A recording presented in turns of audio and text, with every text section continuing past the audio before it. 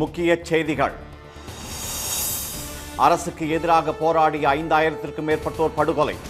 ஈரானை கண்காணிக்க ராட்சத போர்க்கப்பலை அனுப்பியது அமெரிக்கா. அமெரிக்க வரி விதிப்பால் இந்திய ஜவுளி தொழிலுக்கு மிகப்பெரிய பாதிப்பு. உடனடியாக கவனம் செலுத்துமாறு பிரதமருக்கு ராகுல் காந்தி வலியுறுத்தல். டபுள் என்ஜின் எனும் டப்பா என்ஜின் தமிழ்நாட்டில் ஓடாது. மோடியின் பேச்சுக்கு ஸ்டாலின் பதிலடி.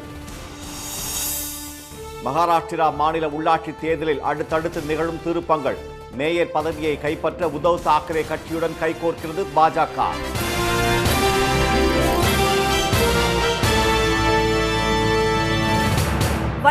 வணக்கம். ஈரானில் அரசுக்கு எதிராக கிளர்ச்சியில் ஈடுபட்டவர்களில் 5000 பேர் கொல்லப்பட்ட நிலையில் அமெரிக்காவின் போர்க்கப்பல் மத்திய கிழக்கு பகுதிக்கு அனுப்பி வைக்கப்பட்டுள்ளதாக அமெரிக்க அதிபர் ட்ரம்ப் கூறியுள்ளார். ஈரானில் பொருளாதார வீழ்ச்சி காரணமாக அந்நாட்டின் நாணயமான ரியாலின் மதிப்பு கடுமையாக சரிந்துள்ளது. இதனை கண்டித்தும் மத தலைவர் அயத்துல்லா கொமேனி தலைமையிலான அரசு பதவி விலக வலியுறுத்தியும் கடந்த மாதம் 18ஆம் தேதி முதல் போராட்டங்கள் நடைபெற்று வருகின்றன. வன்முறை தீ வைப்பு சம்பவங்களில் ஈடுபட்ட கிளர்ச்சியாளர்கள் மீது பாதுகாப்பு படையினர் நடத்திய துப்பாக்கிச் சூட்டில் 5000க்கும் மேற்பட்டோர் பலியானதாக தகவல்கள் தெரிவிக்கின்றன. கிளர்ச்சியில் ஈடுபட்டதாக கைது செய்யப்பட்ட 24000 பேரை தூக்கிலிடப் போவதாக ஈரான் அரசு அறிவித்தது. இதற்கு கண்டனம் தெரிவித்த ட்ரம்ப் உடனடியாக இதனை நிறுத்தவில்லை என்றால் ஈரான் மீது தாக்குதல் நடத்தப்படும் என்று எச்சரித்தார். இந்நிலையில் ஈரானை உன்னிப்பாக கண்காணிக்க மத்திய கிழக்கு பகுதிக்கு அமெரிக்காவின் ஆர்மாடா போர்க்கப்பல் விரைந்துள்ளதாக ட்ரம்ப் தெரிவித்துள்ளார். விமானம் தாங்கிய போர்க்கப்பலான USS ஆப்ரஹாம் லிங்கன் மற்றும் ஏவுகணைகளை அழிக்கும் கப்பல் ஆகியவை அடுத்த சில தினங்களில் மத்திய கிழக்கு பகுதிக்கு அனுப்பி வைக்கப்படுகின்றன. அமெரிக்கா மற்றும் இஸ்ரேல் படைகளின் முகாம்களில் வான் பாதுகாப்பு அமைப்புகள் நிறுவப்பட உள்ளது. பிரிட்டனும் தனது பங்குக்கு ராஃப் யூரோஃபைட்டர் ஜெட்டுகளை கத்தாருக்கு அனுப்பி வைக்க உள்ளதாக தெரிவித்துள்ளது. அதே சமயம் ஈரான் மீது தாக்குதல் நடத்தினால் கடுமையாக பதிலடி கொடுக்கப்படும் என்று அந்நாடு மிரட்டல் விடுத்துள்ளது குறிப்பிடத்தக்கது. அமெரிக்காவின் 50% வரி விதிப்பால் இந்திய ஜவுளி தொழில் கடுமையாக பாதிக்கப்பட்டுள்ளதற்கு பிரதமர் திரு மோடிதான் பொறுப்பு என்று எதிர்க்கட்சித் தலைவர் திரு ராகுல் காந்தி குற்றம் சாட்டியுள்ளார். ஹரியானா மாநிலத்தின் பிவானியில் உள்ள ஜவுளி உற்பத்தி நிறுவனத்தை நேற்று பார்வையிட்ட அவர் அமெரிக்க அதிபர் டிரம்பின் வரி விதிப்பால் இந்த துறை கடும் சவால்களை சந்தித்து வருவதை கண்கூடாக பார்த்ததாக தெரிவித்துள்ளார். அதிக அளவில் தொழிலாளர்களை கொண்ட நாட்டின் 2வது பெரிய தொழிலான ஜவுளி தொழிலில் அமெரிக்காவின் 50% வரி விதிப்பால் நிச்சயமற்ற நிலை மற்றும் அச்சம் அதிகரித்துள்ளதாக அவர் கூறியுள்ளார். ஆர்டர்கள் குறைந்துள்ளதால் ஜவுளி தொழிலில் ஈடுபட்டுள்ள முக்கிய தொழிற்சாலைகள் மூடப்பட்டுள்ளதாகவும் தொழிலாளர்கள் வேலை இழந்துள்ளதாகவும் திரு ராகுல் காந்தி தெரிவித்துள்ளார். 4.5 கோடி மக்களின் வாழ்வாதாரமாக விளங்கும் ஜவுளி தொழில் கடும் நெருக்கடியில் உள்ளதாக அவர் குறிப்பிட்டுள்ளார். இது தொடர்பாக எக்ஸ் தளத்தில் பதிவிட்டுள்ள திரு ராகுல் காந்தி இந்தியாவின் பொருளாதாரம் இறந்த பொருளாதாரம் என்று மீண்டும் தெரிவித்துள்ளார். அமெரிக்காவின் 50% வரி விதிப்பால் தொழிற்சாலைகள் மூடல், வேலை இழப்பு, ஆர்டர்கள் குறைவு ஆகியவை நமது இறந்த பொருளாதாரத்தின் உண்மையை உணர்த்துவதாக அவர் கூறியுள்ளார். 4.5 கோடி மக்களின் வாழ்வாதாரமான ஜவுளி தொழிலுக்கு திரு மோடி எந்த ஒரு நிவாரணத்தையும் வழங்கவில்லை என்றும் அது பற்றி பேசக்கூட இல்லை என்றும் விமர்சித்துள்ள திரு ராகுல் காந்தி இத்தகைய நிலைக்கு நீங்கள் தான் பொறுப்பு என்று தெரிவித்துள்ளார். எனவே இந்த விவகாரத்தில் கவனம் செலுத்துங்கள் என்று திரு மோடியை அவர் கேட்டுக்கொண்டுள்ளார். பிரதமர் திரு மோடி சொல்லும் டபுள் என்ஜின் என்னும் டப்பா என்ஜின் தமிழ்நாட்டில் ஓடாது என்று முதலமைச்சர் திரு மு.க. ஸ்டாலின் விமர்சித்துள்ளார். மதுராந்தகத்தில் நேற்று நடைபெற்ற தேசிய ஜனநாயக கூட்டணியின் தேர்தல் பிரச்சாரத்தில் உரையாற்றிய திரு மோடி தமிழ்நாட்டில் பாஜக மற்றும் தேசிய ஜனநாயக கூட்டணியின் ஆட்சி அமையும் என்றும் டபுள் என்ஜின் அரசால் வளர்ச்சி அதிகரிக்கும் என்றும் கூறினார். இதற்கு பதிலடி கொடுத்துள்ள திரு ஸ்டாலின் ஒன்றிய அரசு ஏற்படுத்தி வரும் அத்தனை தடைகளையும் தகர்த்தெறிந்துதான் தமிழ்நாடு வரலாறு பேசும் வளர்ச்சியை அடைந்துள்ளதாக தெரிவித்துள்ளார். பிரதமர் சொல்லும் டபுள் என்ஜின் மாநிலங்களான உத்தரப்பிரதேசம், மத்திய பிரதேசம், பீகாரை விட தமிழ்நாடு, தெலுங்கானா, கர்நாடகா, மேற்கு வங்கம் என உங்கள் டப்பா என்ஜின் நுழையாத மாநிலங்கள் வளர்ச்சியில் கொடிகட்டி பறப்பதாக அவர் கூறியுள்ளார். தமிழுக்கும் தமிழ்நாட்டிற்கும் பாஜக செய்யும் துரோகங்களை நீங்கள் மறைத்தாலும் தேசிய ஜனநாயக கூட்டணி அரசு தமிழ்நாட்டை வஞ்சிக்கிறது. NDA betrays TN என்பதை தமிழ்நாட்டு மக்கள் ஒருபோது மறக்க மாட்டார்கள் என்று திரு ஸ்டாலின் தெரிவித்துள்ளார். டெல்லியின் ஆணவத்திற்கு தமிழ்நாடு தலை குனியாது என்றும் அவர் கூறியுள்ளார். மும்பை மாநகராட்சியை கைப்பற்ற உத்தவ் தாக்கரே சிவசேனாவுடன் பாஜக கூட்டணி சேர உள்ளதாக வெளியான தகவல் மகாராஷ்டிரா மாநில அரசியலில் பரபரப்பை ஏற்படுத்தியுள்ளது. ஆசியாவின் பணக்கார மாநகராட்சியான மும்பை மாநகராட்சிக்கு கடந்த 15ஆம் தேதி தேர்தல் நடைபெற்றது. 227 உறுப்பினர்களை கொண்ட மாமன்றத்தில் பாஜக 89 இடங்களிலும், திரு உத்தவ் தாக்கரே தலைமையிலான சிவசேனா 66 இடங்களிலும் வெற்றி பெற்றது. மாநகராட்சியை கைப்பற்ற 114 இடங்கள் தேவை என்ற நிலையில் யாருக்கும் பெரும்பான்மை கிடைக்கவில்லை. இதனால் மற்ற கட்சிகளின் தயவை நாட வேண்டிய நிலைக்கு பாஜக தள்ளப்பட்டுள்ளது. திரு ஷிண்டே தலைமையிலான சிவசேனா கட்சிக்கு 29 இடங்களும், காங்கிரஸ் கட்சிக்கு 21 இடங்களும் கிடைத்துள்ளன. இந்த நிலையில் மும்பை மாநகராட்சியை கைப்பற்ற திரு உத்தவ் தாக்கரே தலைமையிலான சிவசேனாவுடன் கூட்டணி அமைக்க பாஜக முடிவு செய்துள்ளதாக தகவல்கள் வெளியாகியுள்ளன. இரு கட்சிகளிடையே இதற்கான பேச்சுவார்த்தையில் மகாராஷ்டிரா நவநிர்மாண் கட்சி தலைவர் திரு ராஜ் தாக்கரே மேற்கொண்டுள்ளதாகவும், மறைந்த பால் தாக்கரேவின் 100வது பிறந்த நாளை முன்னிட்டு அவர் வெளியிட்டுள்ள பதிவு இதனை உறுதிப்படுத்துவதாகவும் தகவல்கள் தெரிவிக்கின்றன. அரசியலில் சுயநலத்தோடு இருக்கக்கூடாது என்றும், மக்களின் நலனுக்காக சில நேரங்களில் நெளிவு சுழிவுடன் செயல்பட வேண்டியது அவசியம் என்று திரு ராஜ் தாக்கரே கூறியுள்ளார். பாஜகவுடன் கூட்டணி சேர்வது குறித்து பரிசீலிக்கப்படும் என்று உத்தவ் பிரிவு சிவசேனா எம்பி திரு சஞ்சய் ராவத் தெரிவித்துள்ளார். திரு ஏக்நாத் ஷிண்டே துரோகி என்பதால் அவருடன் எந்த சமரசமும் இல்லை என்று திரு ராவத் கூறியுள்ளார். மேயர் பதவி மற்றும் முக்கிய பதவிகளை திரு ஷிண்டே கேட்பதால் இந்த முடிவுக்கு முதலமைச்சர் திரு பட்னாவிஸ் வந்துள்ளதாக தகவல்கள் தெரிவிக்கின்றன. உள்ளாட்சி தேர்தலில் ஏற்பட்டுள்ள அடுத்தடுத்த அரசியல் மாற்றங்கள் மகாராஷ்டிரா மாநில மக்களை குழப்பத்தில் ஆழ்த்தியுள்ளன. ரஷ்யா உக்ரைன் இடையேயான போரை முடிவுக்கு கொண்டுவர அமெரிக்கா தலைமையில் ஐக்கிய அரபு அமீரகத்தில் முதல் முறையாக முத்தரப்பு பேச்சுவார்த்தை நடைபெறுகிறது.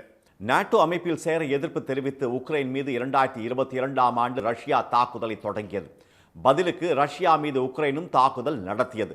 இரு நாடுகளுக்கும் இடையே 4 ஆண்டுகளாக நடைபெற்று வரும் போரை முடிவுக்கு கொண்டுவர அமெரிக்க அதிபர் ட்ரம்ப் எடுத்த முயற்சிகள் தோல்வியடைந்தன. இந்நிலையில் சுவிட்சர்லாந்தின் டாவோஸ் நகரில் உக்ரைன் அதிபர் செலன்ஸ்கியை சந்தித்து போர் நிறுத்தம் குறித்து ட்ரம்ப் ஆலோசனை நடத்தினார். உக்ரைன் கைப்பற்றிய நிலப்பரப்பை திரும்ப ஒப்படைப்பது குறித்து ரஷ்ய அதிபர் புதின் பிடிவாதமாக இருப்பது குறித்தும், போர் நிறுத்தத்திற்கு பிறகு எடுக்க வேண்டிய பாதுகாப்பு நடவடிக்கைகள் குறித்தும் அப்போது ஆலோசிக்கப்பட்டதாக கூறப்படுகிறது. இதைத் தொடர்ந்து புதினை அமெரிக்க சிறப்பு தூதர் ஸ்டீவ் விட்காஃப் மற்றும் ட்ரம்பின் மருமகன் ஐரட் குஷ்னர் ஆகியோர் சந்தித்து உக்ரைன் மீதான தாக்குதல் முடிவுக்கு கொண்டு வருவதற்கான அமெரிக்காவின் வரைவு திட்டம் குறித்து எடுத்துரைத்தனர். இந்த பேச்சுவார்த்தை அர்த்தமுள்ளதாகவும் ஆக்கப்பூர்வமாகவும் இருந்ததாக கிரெம்ளின் செய்தி தொடர்பாளர் யூரி யுஷகோவ் தெரிவித்துள்ளார். அதே சமயம் பிராந்திய பிரச்சனையை தீர்க்காமல் நீண்டகால பிரச்சனைக்கு தீர்வு காண முடியாது என்று அவர் கூறியுள்ளார். இதைத் தொடர்ந்து அபுதாபியில் இன்றும் நாளையும் முதல் முறையாக முத்தரப்பு பேச்சுவார்த்தை நடைபெறுகிறது. அமெரிக்கா, ரஷ்யா, உக்ரைன் பிரதிநிதிகள் பங்கேற்கும் இந்த பேச்சுவார்த்தையில் முக்கிய முடிவு எட்டப்படும் என எதிர்பார்க்கப்படுகிறது. அதிமுகவின் தலைமை அலுவலகம் டெல்லியில் உள்ளதாக எதிர்க்கட்சிகள் விமர்சித்து வரும் நிலையில் மத்திய அமைச்சர் திரு அமித்ஷா சொன்னதால்தான் எடப்பாடி திரு பழனிசாமியுடன் இணைந்ததாக அமமுக பொதுச் செயலாளர் திரு டிடிவி தினகரன் ஒப்புக்கொண்டுள்ளார். தேசிய ஜனநாயக கூட்டணியின் முதல் பிரச்சார கூட்டம் பிரதமர் திரு மோடி தலைமையில் மதுராந்தகத்தில் நேற்று நடைபெற்றது. இந்த கூட்டத்திற்கு பிறகு மத்திய அமைச்சர்கள் திரு பியூஷ் கோயல், திரு எல் முருகன், அதிமுக பொதுச் செயலாளர் எடப்பாடி திரு பழனிசாமி, பாமக தலைவர் திரு அன்புமணி, திரு டிடிவி தினகரன், தமிழ்நாடு பாஜக தலைவர் திரு நயினார் நாகேந்திரன் உள்ளிட்டோர் கூட்டாக செய்தியாளர்களை சந்தித்தனர். அப்போது பேசிய திரு தினகரன், மனஸ்தாபத்தால் எடப்பாடி திரு பழனிசாமியை பிரிந்தது உண்மைதான் என ஒப்புக்கொண்டார். இது தங்கள் குடும்ப பிரச்சனை என்றும், தங்கள் ஒற்றுமைக்கு அமித்ஷாவே காரணம் என்றும் அவர் கூறினார். அமித்ஷா அவர்கள் என்னிடம் பேசும் பொழுது மாண்புமிகு மோடி அவர்கள், நீங்களும் அண்ணன் பழனிசாமி அவர்களும் ஒன்றாக இருந்து இந்த மக்கள் விரோத திமுக ஆட்சியை நீங்கள் வீட்டுக்கு அனுப்புவதற்கு எங்களுக்கு உதவி செய்ய வேண்டும் என்று கேட்டார்கள். எங்களோடு வர வேண்டும் என்று கேட்டார்கள். அதற்கு நான் அவர்கள் பார்த்த அன்றைக்கே அதற்கு ஒற்றுக்கொண்டு வந்துவிட்டேன்.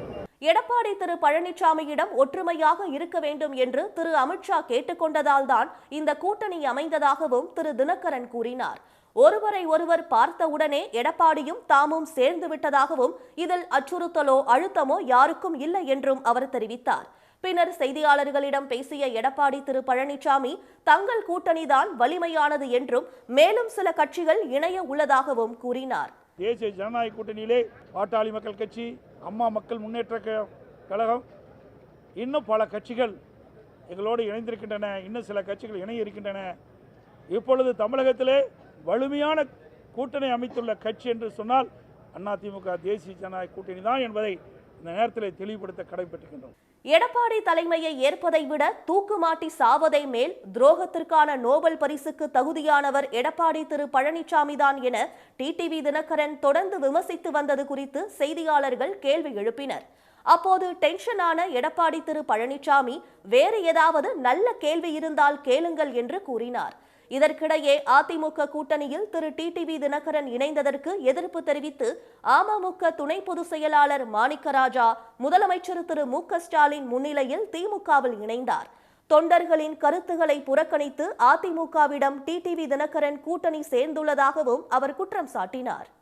2021 சட்டமன்ற தேர்தலில் போட்டியிட்டு தோல்வியடைந்த இதே தேசிய ஜனநாயக கூட்டணி எந்த மாற்றத்தையும் ஏற்படுத்தப் போவதில்லை என தலைவர்கள் தெரிவித்துள்ளனர்.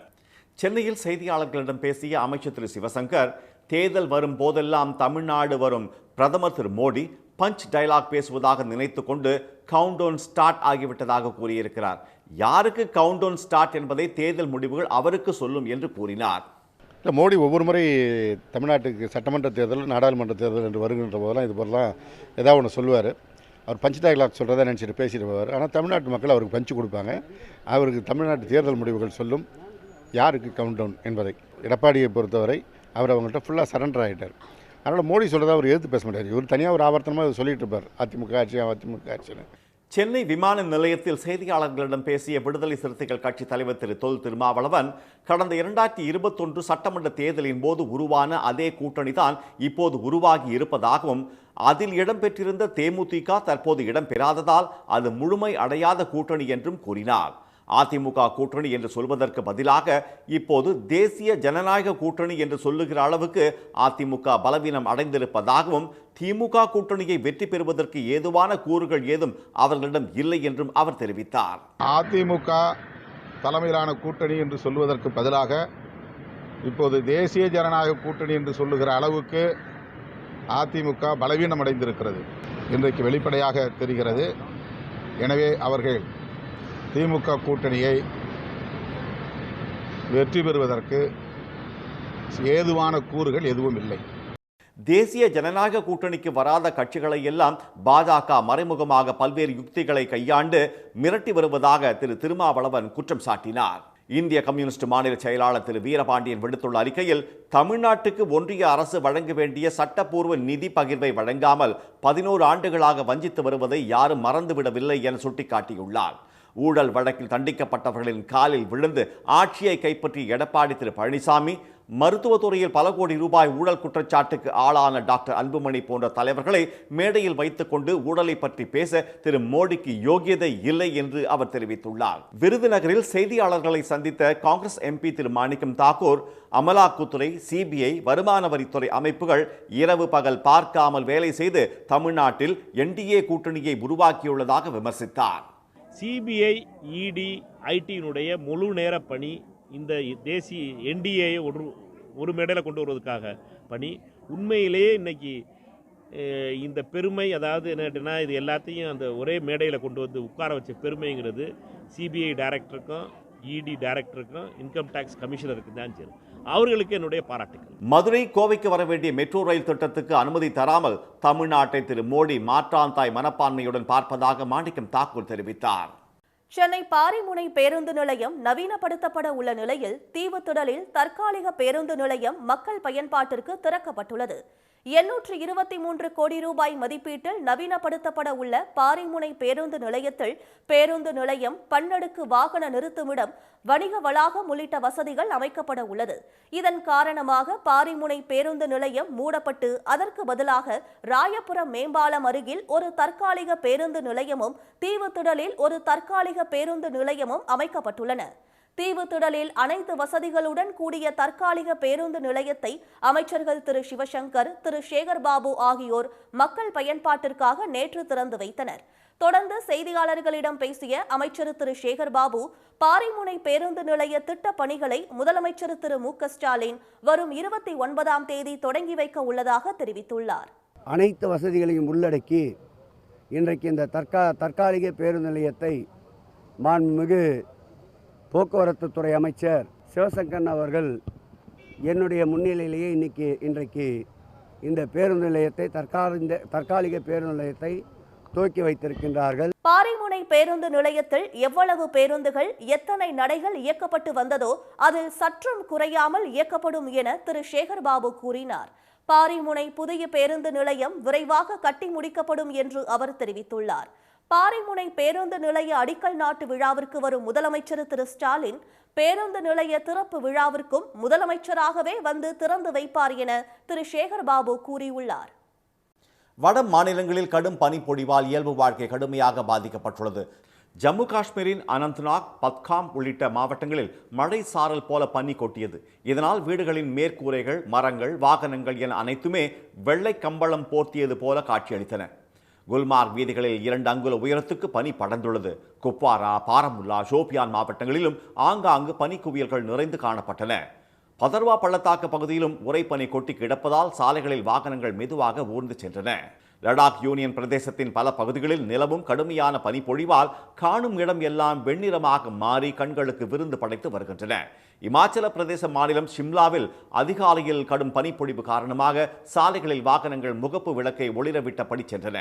மணாலியில் கொட்டும் பனியை ரசிக்க குவிந்த சுற்றுலா பயணிகள் உற்சாகத்துடன் நடனமாடி மகிழ்ந்தனர். இதனிடையே காஷ்மீர் பள்ளத்தாக்கில் 26ஆம் தேதி வரை கடுமையான பனிப்பொழிவு நீடிக்கும் என்றும் நிலச்சரிவு மற்றும் பனிச்சரிவு ஏற்படக்கூடும் என்றும் இந்திய வானிலை ஆய்வு மையம் எச்சரிக்கை விடுத்துள்ளது. சென்னை, செங்கல்பட்டு, திருவள்ளூர் உள்ளிட்ட 7 மாவட்டங்களில் இன்று கனமழைக்கு வாய்ப்புள்ளதாக சென்னை வானிலை ஆய்வு மையம் தெரிவித்துள்ளது. தமிழகம் முழுவதும் அதிகாலை நேரங்களில் பனிமூட்டம் நிலவி வருகிறது. இந்நிலையில் தமிழகம் மற்றும் புதுச்சேரியில் ஓரிரு இடங்களில் மழை பெய்யும் என வானிலை மையம் தெரிவித்திருந்த நிலையில் சென்னையில் குளிர்காற்றுடன் நேற்று விட்டுவிட்டு சாரல் மழை பெய்தது. அடையாறு, மந்தைவெளி, வேளச்சேரி, கிண்டி, வடபழனி, கோடம்பாக்கம், தியாகராய நகர், எழும்பூர், அண்ணா சாலை உட்பட நகர் முழுவதும் விட்டு மழை பெய்தது. அதிகாலையில் பெய்த மழையால் சென்னை சென்ட்ரல் அருகே போக்குவரத்து நெரிசல் ஏற்பட்டது. இதனிடையே கிழக்கு திசை வளிமண்டல ஆலை மற்றும் தென்னிந்திய பகுதிகளின் மேல் நிலவும் வளிமண்டல கீழடுக்கு சுழற்சி காரணமாக சென்னை, செங்கல்பட்டு, காஞ்சிபுரம், திருவள்ளூர், திருவண்ணாமலை, விழுப்புரம், கடலூர் ஆகிய மாவட்டங்களில் இன்று கனமழைக்கு வாய்ப்புள்ளதாக சென்னை வானிலை மையம் தெரிவித்துள்ளது.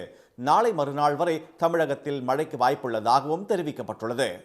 மீண்டும் முக்கிய செய்திகள். ஈரானில் அரசுக்கு எதிராக கிளர்ச்சியில் ஈடுபட்டவர்களில் 5000 பேர் கொல்லப்பட்ட நிலையில் அமெரிக்காவின் போர்க்கப்பல் மத்திய கிழக்கு பகுதிக்கு அனுப்பி வைக்கப்பட்டுள்ளதாக அமெரிக்க அதிபர் ட்ரம்ப் கூறியுள்ளார். அமெரிக்காவின் 50% வரி விதிப்பால் இந்திய ஜவுளி தொழில் கடுமையாக பாதிக்கப்பட்டுள்ளதற்கு பிரதமர் மோடிதான் பொறுப்பு என்று எதிர்க்கட்சித் தலைவர் ராகுல் காந்தி குற்றம் சாட்டியுள்ளார். பிரதமர் மோடி சொல்லும் டபுள் என்ஜின் என்னும் டப்பா என்ஜின் தமிழ்நாட்டில் ஓடாது என்று முதலமைச்சர் ஸ்டாலின் விமர்சித்துள்ளார். இத்துடன் இந்த செய்திகள் நிறைவடைகின்றன. மீண்டும் சன் டிவி செய்திகள் மாலை 6 மணிக்கு. செய்திகளை உடனுக்குடன் தெரிந்து கொள்ள QR கோடை ஸ்கேன் செய்து சன் நியூஸ் வாட்ஸ்அப் சேனலில் இணைந்திருங்கள். வணக்கம். வணக்கம்.